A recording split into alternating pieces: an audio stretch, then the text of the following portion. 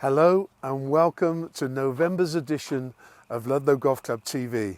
In yet another bumper issue, we have 4 events to share with you in this episode.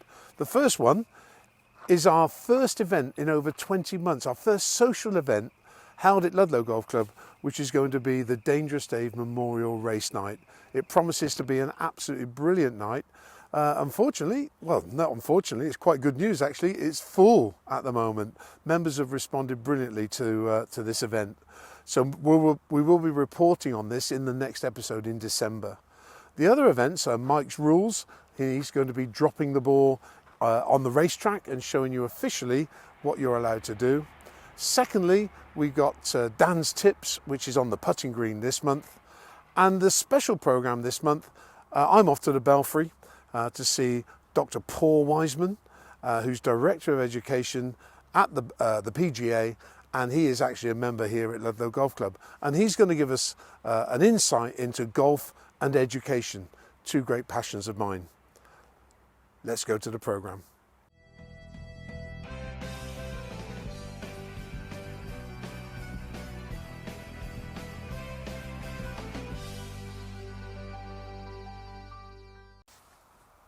Hi everybody, welcome back to Dan's Tips. Today we're looking at putting, more specifically your preparation for putting and your mindset. First of all, we've got to line the putt up, and that's best done from behind the ball. So we're looking straight on through the ball towards the hole. So we'd stand a few paces back from the ball and ideally get low down to the ground, whether we squat a little bit or crouch right down, get the eyes lower to the ground. You'll be able to see the lie of the land between the ball and the hole that bit better and read your putt more accurately. But once you've read that putt from behind, that's the best impression you've got, looking face on through the ball to the hole. So when you do stand up and then set up to the ball, looking down on the ball and then looking to the hole, you're looking from a different angle. And you can sometimes get a different impression as to what that break is. And then you're in 2 minds, which one is right? The first read from behind or the read I'm getting now when I'm stood over the ball? Your first read is always the best one. So you read from behind the ball, stick with it. So you stay committed to that one decision and you're more likely to have success. So let's have a go.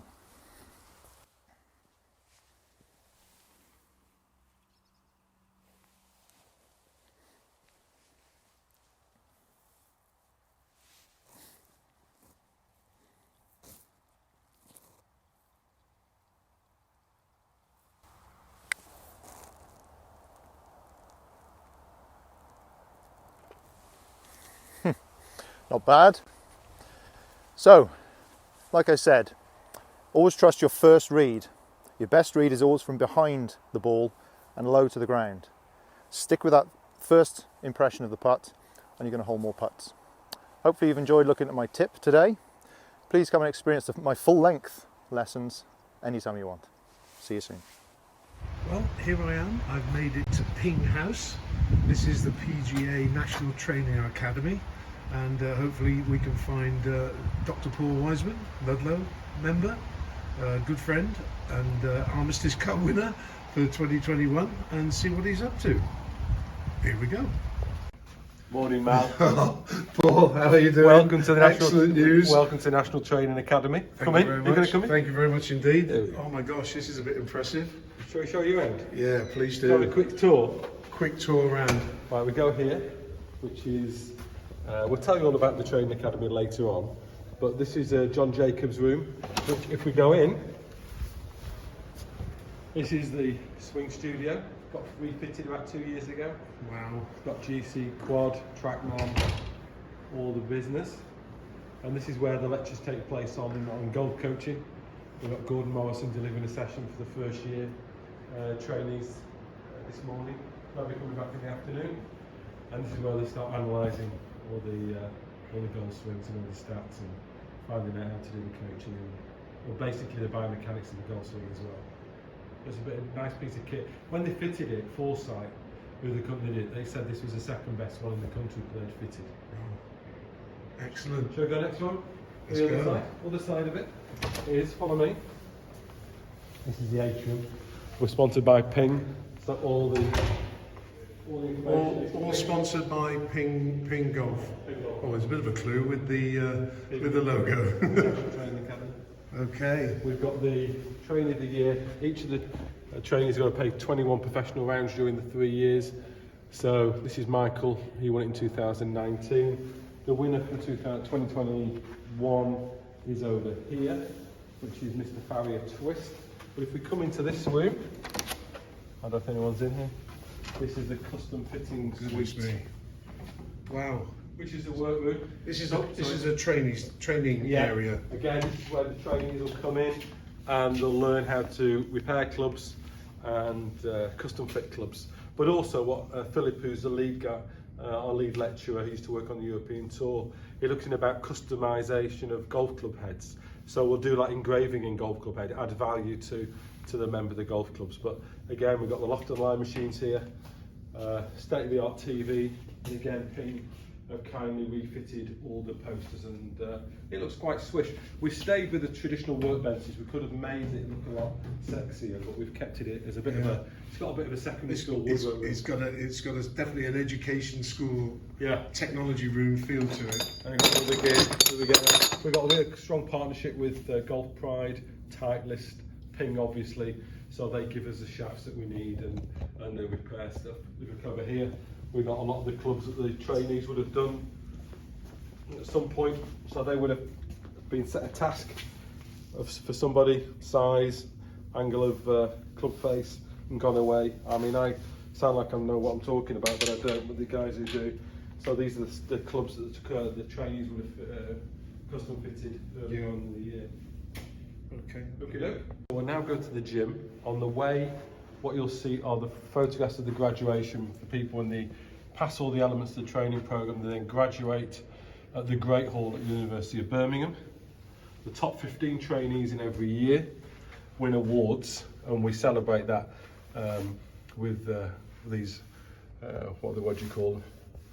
You know, these certificates that we put on the wall. The trainee of the year will get £6,500 from Titleist, new set of golf clubs, then you get the Golf Pride Award, and there's also a custom fitting award as well. So when that all adds together, Adele, who won it last year, she still got something like £8,500 because of all the sponsorship. So the cohort, the size of the cohort, that looks like quite a large number of people. Yeah. I mean, it grew from there. That's the smallest one we've had. That's 2018. 2018. So 2019 is probably another 10-15% more. So. And if you look at the ones that are graduating 3 years, that'll be 30% bigger than that is, because that's what the numbers are like now.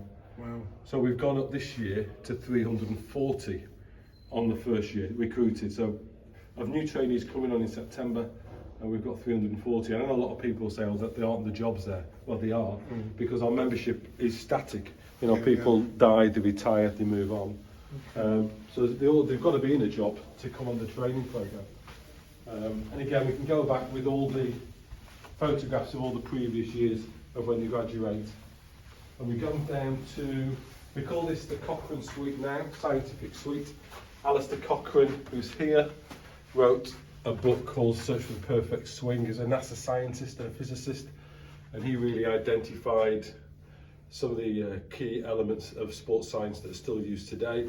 Steve Otto is the director of technology for the RNA, and this chap here, I forgot his name, used to be Rory McIlroy's coach. So they all came to celebrate it. I'm going up to the last bit of the training academy, which is, we call it the Triumvirate. The name's on the door: Braid, Varden and Taylor, who were the founders of the PGA in 1901. And what we're seeing now going up are all the Ryder Cup teams, up until about, 2006, we need to update it. And the reason we've got the Ryder Cup teams here is that Samuel Ryder bequeathed the Ryder Cup to the PGA in 1927. So the PGA remains a core partner of the Ryder Cup with the European Tour. And all these teams are on display at the staircase here. You've got Percy Ellis, the interesting is Alice. You've got Percy Ellis, then you've got Peter Ellis. And then so Percy Ellis is Peter Ellis's dad. He's on that photograph. You've got Peter Ellis. And Peter Ellis is on this one. But you've got big names there. And they were all PGA pros, obviously. Yeah, of course. I mean, at this time, not everyone here would be a PGA member.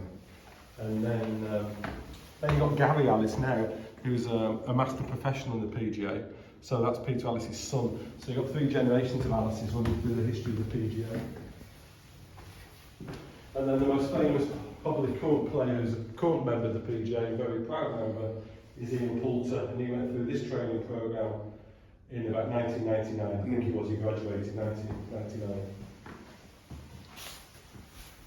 And then we come up to the classrooms. Again, pictures of the triumvirate. We've got 3 classrooms up here. They're playing around back in the day.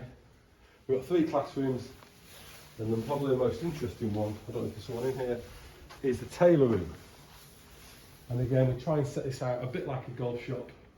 Again, the kit's sponsored by Glenmuir and Ping, and then basically use this to really look at the golf business.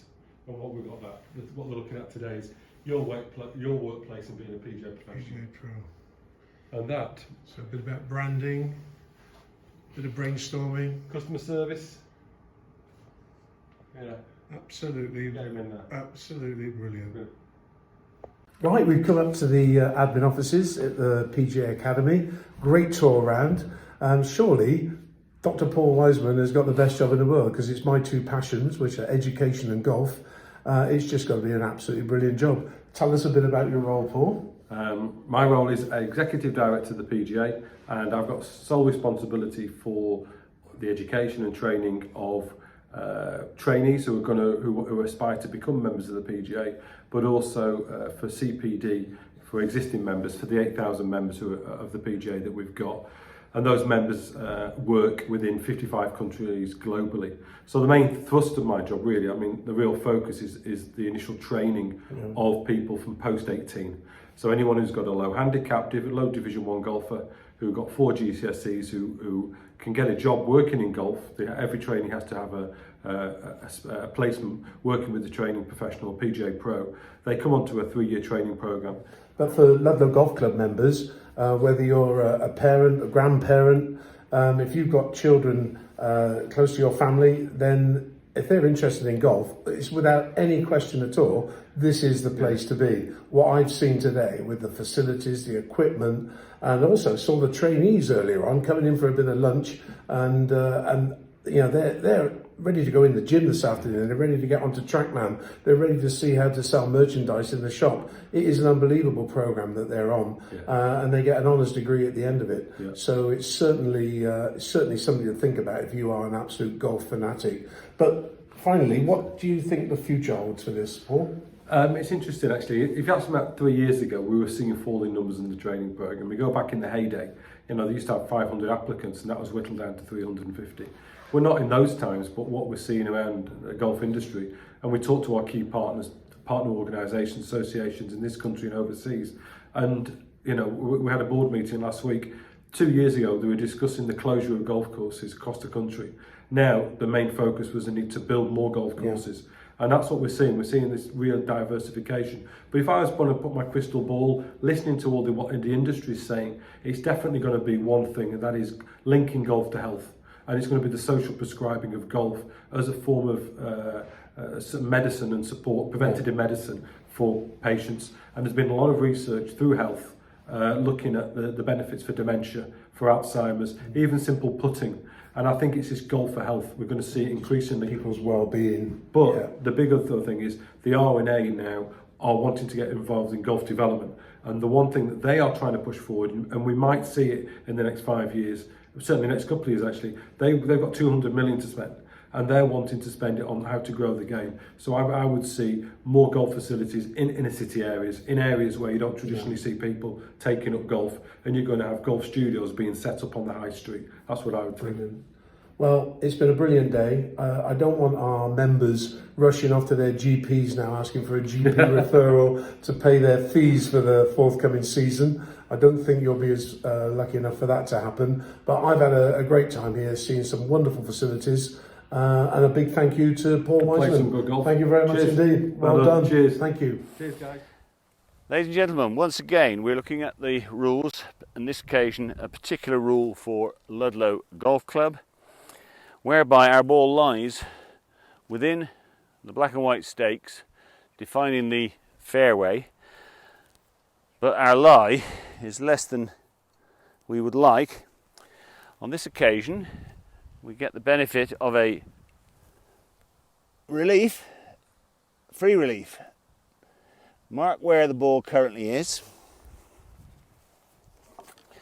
Again, using the longest club in the bag, we can mark the area within which we get relief. Which is one club length, not nearer the hole. And on this occasion, we may pick, clean if we so desire, and we may place the ball within that area such. The ball is now back in play.